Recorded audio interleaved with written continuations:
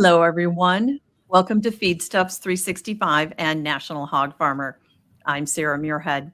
PIC has introduced updated body condition caliber ranges and feeding recommendations to help sows thrive and producers be more profitable and productive. Here to tell us more is Weasley Orlando. Welcome, Weasley. Thank you for joining us here today. Hey, thank you, Sarah. Good afternoon. For those of you that are tuning in, we want to thank you for being here. If you have any questions for our guest, feel free to post those in the chat area there on your screen. If you're joining us through social media, simply post your questions directly in those channels. So, Weasley, let's have you start out by telling us a little bit about PIC's technical services team and how you support pork producers. Yeah, thank you for the question, Sarah. Well, PAC as a genetic company, as guys know, but PAC understand that for unlock genetic potential it's good to have a technical services a part of this packet of genetic, a combination of good genetic with services and technologies. The technical services in PAC, it's in a multidisciplinary, multi areas. We have meat scientists, nutritionists, genetic services, and specialists in wean to finish and reproduction, as well in both parts, in boars and sows. So those are our tech services, and what we provide is actually recommendations for our animals and based on science, based on multiple trials and the best practices that we have in our animals. So how have modern genetic improvements changed pigs' growth potential? Walk us through that. Yeah. So if we got 20 years ago or 15 to 20 years ago, when compared with today, basically on growth, for example, growth is important, always important. But 20 years ago, the way that we selected animals is based on growth and feed intake to get one animal more efficient. But the pressure was more in intake, or not much in intake. It's slightly in growth and selecting animals that eat less because we selected on a fixed weight. So, but in 2013, more or less, we start to put a focus in growth. That means we selected for fixed time. Selecting for a fixed time, what happened? We get a more privileged or more powerful in weight, in growth. So if you get a graph and compare the genetic potential for growth up to 14, we're going to see a line that is slightly higher. But from 14 up to today, this is really exponential better. That means faster. So it means our animals today grow much faster. And not only this, it's they have a better survivability. We focus in our genetics to select for survivability. And we change the body composition of these animals. They are not the same as we have 15 years ago.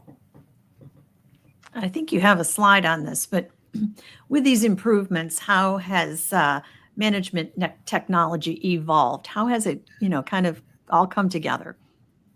Yeah. So if we consider speaking about a sow robustness, for example, we update recently the tool that was developed by Dr. Mark Kinauer, professor at NC State University, and basically he did an excellent job, more than 10 years ago. But as I mentioned before, using a sow that it's a reality 10, 15 years ago. So what we did recently with Caliper, the same tool that he creates, is updating, adding a new component, the soil robustness. To get one idea, the original Caliper, it actually arranged correlating the Caliper units with productivity traits like ferment rate and total born, and breeding and mortality as well. So what we made recently in our update is find a correlation with the new data set of course, not using the same data from the past. We got two very productive. It's sow farms operation, one in ESF, another one 5,000 sows in ESF, and another one with 10,000 sows in crates. And we got a correlation with the traits and mortality, risk of mortality for all causes. And we have an animal in over condition, put in a reference as over condition. And you can see that animals in referring animals in over condition, an animal in the risk of skinning, or it means too much skinning, they're going to have a more than 4 times risk to be removed for all causes. I mean, in the end, compared with 10 years ago, we get our eyes much more in fat animals. Sows are fattener before caliper and are being part of our practices. So basically today we get a more focus, and we get a focus in body condition due to ferro, not only the fat condition, but also in skin condition. So when some people asking why we're facing or we're seeing more animals in under condition compared with 10 years ago, basically what I mentioned just before, they grow faster, they are heavier, they have a much better productivity in total born. So it's a different animal. So very hard to find farms with more than 5% animals in under condition due to ferro. So today it's very easy to find this number 30 or 40 or even 50%. So, and people ask, is this because the change is something in the feeding program? I say, no, it's because we didn't change. It's if the change in genetic, they are growing faster, they are heavier, they needed to be adjusted in their feeding to avoid this skinning animals. And we also, in the right side, you can see here a table comparing animals in over condition with the risk condition by prolapses incidence. We know that prolapse is something that is affecting the industry worldwide. And so look at the risk of prolapses in an animal with the risk in skinning, that means really in under condition. It's at more than 3 times compared with over condition. We're not targeted over condition. That's not our target. It's just we create this reference. Over condition is more protective for prolapses and mortality due to ferro. However, over condition is also dangerous to elimination after ferro. That's why we target that 3 in the middle. That's our reference, the target, not over condition. So what would be your top 3 tips for dialing in calipers? In calipers. So basically caliper first, it's understand which is the version you are using, because in the industry we have versions of that. I mean, there is the original ones done by building by and manufactured by Dr. Mark Hinauer, but we also have copies. So as Mark, I'm just referring Mark because it's impossible to control the scopes, right? But what the PIC did basically is creating a tool, what you call a calibrator tool. It's a calibrator of caliper that basically put in all the versions, standardize actually these calipers in what PIC recommend today, the 4 categories that I just mentioned before. So that's the first thing. Make sure that you have the right caliper and the calipers calibrate with the new range that PIC recommend. So this is the first tip. Second, body condition with caliper needed to be a practice that we needed to do, consistent. And not something like you made it a changes and you're going to see results or improvement in 1 week. Body condition, it's something that it requires time. It's either be patience or working. If you identify a source herd with a fat condition or a skinning condition is going to be a little easier to recover. But I'm going to say, make sure you implement slowly and consistent, checking, getting them, providing more feeding they need, and try to do not cut feeding for animals in overcondition. Animals in overcondition, they're going to be in overcondition. They're going to be losing condition when they're at farrowing or due to farrowing. And then it's important to do not bring them again as a fed condition or overcondition. So the second is make sure that you are tracking in the right place and the right time. And the last is documentation. It is important to get these numbers and recordings and put in some kind of a Excel spreadsheet, or like PIC has a tool available in our website that customers can download and track. It's a tracking, something that would be part of normal production systems, just like any other on a biosecured or any other reproductive KPI. What changes should producers make to support pigs that are in this under-over ideal body condition? Yeah, that's as important. I mentioned before, the over condition is a situation that is still today part of systems. I mean, I cannot state, I mean, there's thousands and thousands of customers around the world, right?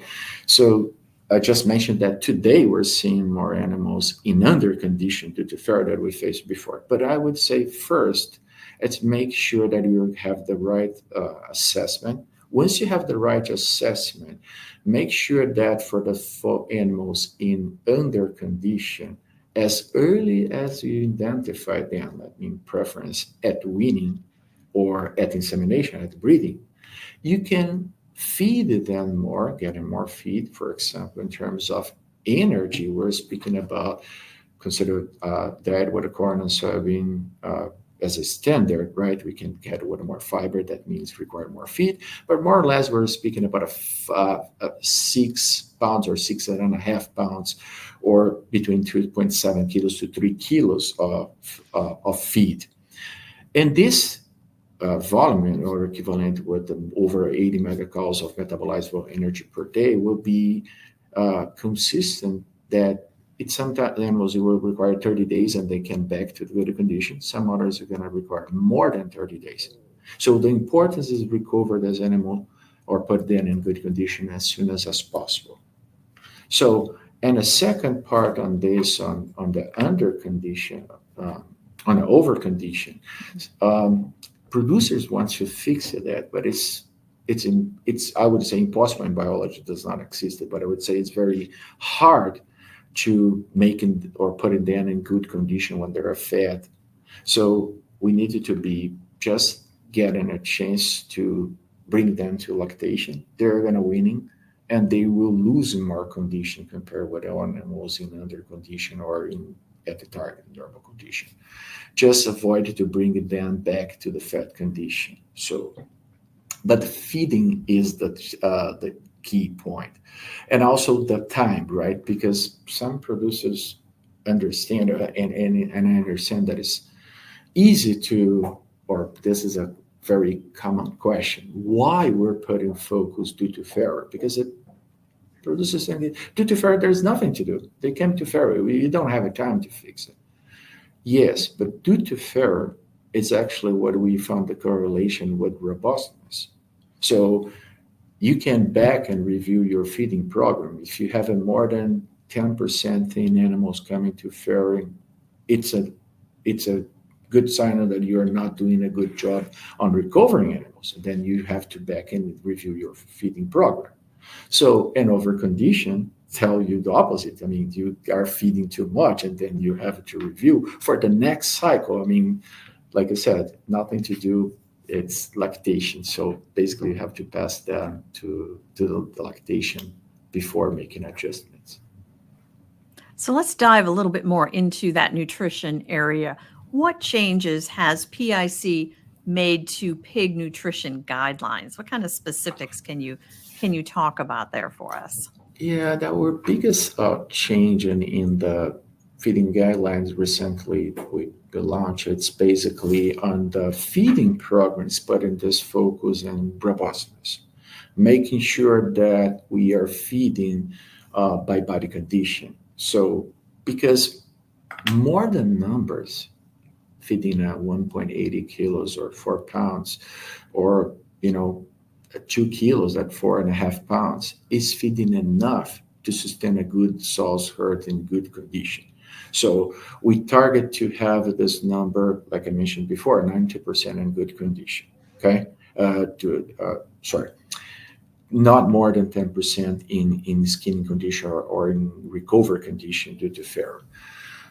This is our focus, putting condition, body condition, and feeding by body condition. The second part in an adjustment in the nutrient base was our adjustment in calcium to phosphorus. So in the literature, there's not too much things on the calcium phosphorus for sows, for reproductive animals, but we PIC with the Kansas State University and also with other specialists, we did a literature review and we made an update in our calcium and phosphorus recommendation. Basically, we increased the calcium, analyzed the calcium to digestible phosphorus ratio. That used to be before in the previous manual around 1.7, and now we're targeting 2.3. But as a ratio, you can get that ratio for multiple reasons, multiple ways, right? Getting more calcium only, or getting lower in phosphorus. What we are recommending basically is a slightly lower in digestible phosphorus and a slightly higher in calcium by limestone or other sources of calcium. So basically get this ratio in the two levels, slightly lower in phosphorus and slightly higher in calcium. Those are, I would say, the big changes in our feeding focus and soil robustness. So implementing these changes, what can they expect from their herds if they go ahead and implement some of these changes that we're talking about? Yeah, I would say first, feeding is something that requires labor, time, and I would say that's the anxious of people, right? We want to get things done in the day and expecting to get some results in a week. So I would say that peak production is not like this. I mean, there's things that you could do, interventions that you fix in it for 1 week to the other week. But body condition, it's something that requires, I would say, if you're lucky and do perfect, I would say 6 months to 1 year. But better to say that it is require 1.5 years or so. It depends where you are. For sure, if you're in a good condition, I would say just keep it, right?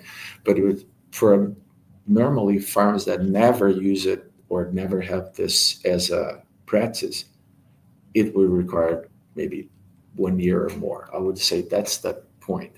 Do stuff with calm and do not try to do too much fast. Good advice there. So for producers who are interested in updating their caliper technology or nutrition, who would you recommend they reach out to? Yeah, I would say we have in our website, servers of technical material support in the updating caliper, also including our nutrition guideline. But our technical services team is also available to help on our customers. And I would say my team, so basically it's doing support and providing orientation on this, not only in the caliper, but also in the tools that we developed to track in this. And actually, in parallel, I can tell that my team is also, like the PIC say, never stop improving. We're still investigating. We're still doing trials and to understand about soil robustness. I would say that's our job. I mean, still learning and see what can we do better to maximize performance in our soils. What do you want pork producers to know about PIC's technical services and support? So we're available to help. We don't know. We don't have all the answers, unfortunately. But we're still learning. We're still investigating. PIC is a company that, our recommendations based on science. We provide information based on science. We every year have multiple research. As I'm speaking today, we we just have at least 3 or 4 trials ongoing. I would say that our customers and our producers, big producers, could expect it from PIC that we're going to provide always updated the best practices and the best recommendations for maximize piglet production. Final thoughts, key takeaways. What do you want our audience to get from all of the conversation that we've had here today? Yeah, I would say that first, on body condition soil robustness, it is important to do. I know that labor is limited in labor is something that is more hard today, hard to find and keep training people. But body condition is something that we got a good payoff. I get a conversation with a colleague in PIC that has over the 40 years in the industry, and with him, I asked him 3 questions the other day. I asked him the 3 good points that if I start today in pig production is going to be, the 3 most important points. And I would say that in 5 minutes, we found the first and the second one, in his opinion, in my opinion, working, for example, and everything related with the reproductivity and biosecurity as a second one. If you target everything perfect in reproduction, but do not have a health, you're not going to take results. And then we speak another 15 or more minutes up to the point that we say, hey, how about body condition feeding? Say, well, yeah, I agree. So then that's my comment. Be aware that body condition is something very important. I know that it's hard to measure, but if we do not, and caliper, another thing, in the caliper, it's a tool, very simple, and today is our best. Maybe in the future, I hope that we're going to have more with this technology that came, like camera images, that we're going to have a better one. But today, the best we have is caliper. So that's my point. Trust in the caliper and be consistent in assessment and body condition and feeding adjustment.